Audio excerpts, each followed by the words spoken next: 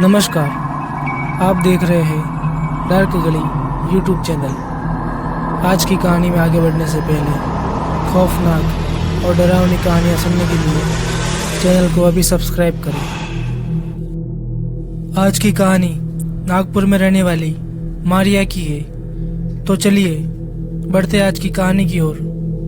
जब मारिया 7 साल की थी तभी उसकी माँ की मौत हो चुकी थी। जब से मारिया की माँ की मौत हुई थी तब से मारिया चुपचाप रहने लगी थी। मारिया के घर में वो, उसका छोटा भाई जॉन और उसके पापा रहते थे। मारिया के पापा अक्सर शराब पीकर आते थे और मारिया और उसके छोटे भाई को मारते थे और उनको खाने के लिए भी कुछ नहीं देते थे। मारिया अब 15 साल की हो गई थी और वो रोज इन तकलीफों से परेशान हो गई थी। अब वो अपने पापा के साथ एक पल के लिए भी नहीं रहना चाहती थी। एक दिन मारिया ने घर से भागने की सोची। मारिया अपने छोटे भाई जॉन को लेकर घर से भाग जाती है। नागपुर से निकलकर मारिया जैसे तैसे कुछ दिनों बाद गोवा पहुंच जाती है। गोवा में दर दर की ठोकरें खाने के बाद वो एक चर्च के बाहर उसके भाई के साथ भीख मांगने लग जाती है। कुछ दिन ऐसे ही बीत जाते हैं। चर्च की एक नन काफी दिनों से उन दोनों भाई बहन को देख रही थी। एक दिन उस नन ने मारिया से जाकर पूछ ही लिया कि तुम कहाँ से आई हो और यहाँ पर भीख क्यों मांग रही हो। तो मारिया ने उस नन को अपनी सारी बात बताई तो उस नन की आंखों में आंसू आ गए। उस नन ने मारिया और उसके छोटे भाई जॉन को चर्च के अंदर लेकर आ गई और वहीं पर रहने के लिए कहा। चर्च का ट्रस्ट जॉन को वहीं की एक बड़ी स्कूल में एडमिशन करवा देता है और मारिया वहां पर खुशी खुशी रहने लगती है। ऐसे ही कुछ साल बीत जाते हैं और मारिया अब 23 साल की हो गई थी। चर्च की दूसरी नन ने मारिया को भी अब नन बना दिया था। अब मारिया भी सबके साथ मिलकर ईश्वर की प्रार्थना करने लगी थी। लेकिन एक रात जब मारिया अपने कमरे में सो रही थी तभी वो किसी मर्द की मोटी आवाज की तरह चिल्लाने लगती है और उसके चिल्लाने की आवाज सुनकर पूरा कॉटेज कांप उठता है। वहां की सारी नन मारिया के रूम में आ जाती है और देखती है कि मारिया अपने बिस्तर पर लेटी हुई जोर जोर से चिल्ला रही थी। ये सब देखकर वहां की सीनियर नन आगे आती है और मारिया पर होली वाटर डाल देती है। तभी अचानक से मारिया शांत हो जाती है और चुपचाप सो जाती है।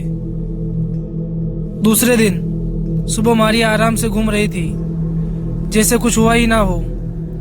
सारी नन मिलकर मारिया की रात की हरकत का कारण पता लगाने के लिए रात को मिलने का नक्की करते हैं।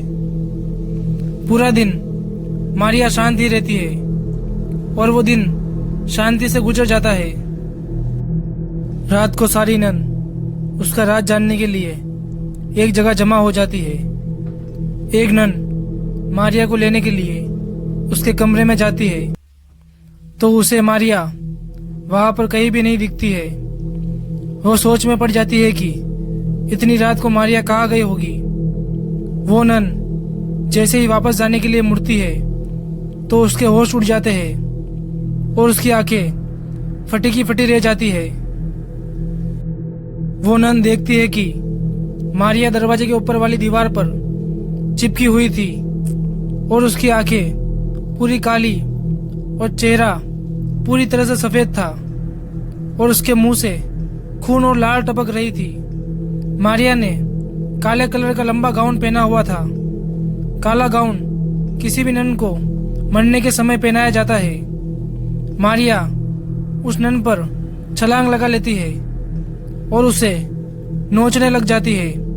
वो नन मारिया को धक्का देकर वहां से भाग जाती है उस नन के पीछे पीछे मारिया भी भागकर आ जाती है और हॉल में पहुंच जाती है।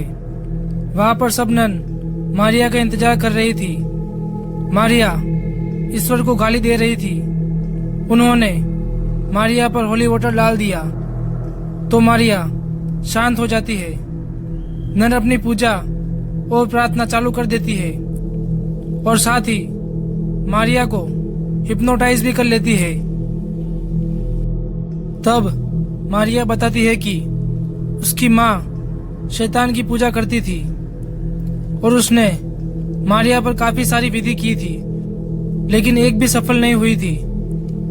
लेकिन इतने सालों बाद अचानक उसकी पूजा सफल होने लगी।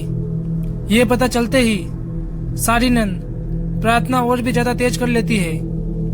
अचानक मारिया हवा में उड़ जाती है और फिर अचानक से गोल गोल घूमने लग जाती है और नीचे गिर जाती है। जैसे ही वो नीचे गिरी, वो खड़ी हो जाती है और पूरे होश में आ जाती है। उसे कुछ भी पता नहीं था कि उसके साथ क्या हुआ था। अब वो बिल्कुल ठीक हो जाती है। फिर कभी वो शैतान मारिया के शरीर में नहीं आता है। तो दोस्तों, आज की कहानी में बस इतना ही। अगर ये कहानी आपको अच्छी लगी हो तो वीडियो को लाइक करें और चैनल को सब्सक्राइब करें।